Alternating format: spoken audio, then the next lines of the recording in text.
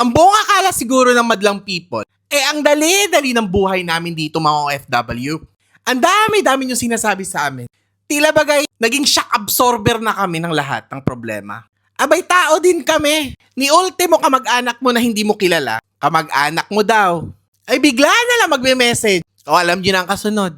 Hindi po lahat ng OFW malalaki ang sahod. Hindi po lahat ng OFW maganda ang kalagayan. Pero nagtitiis lang po kami. Kasi ikumpara naman sa Pilipinas, mas okay naman ang dihamak dito. Tsaka sa mga kamag-anak namin dyan, bago kayo manghingi ng pera, abay kamustahin nyo naman kami. Alamin nyo naman yung kalagayan namin. Huwag po naman puro problema yung ibigay ninyo sa amin. Abay mababaliw na po kami dito. At sa mga OFW dyan, abay alam kong tipid na kayo sa sarili ninyo. Isipin nyo rin po ang inyong mga sarili. Mag-ipon po kayo. Kasi darating ang panahon, kapag wala na kayong pera, abay mabuti kung may dadalaw sa atin.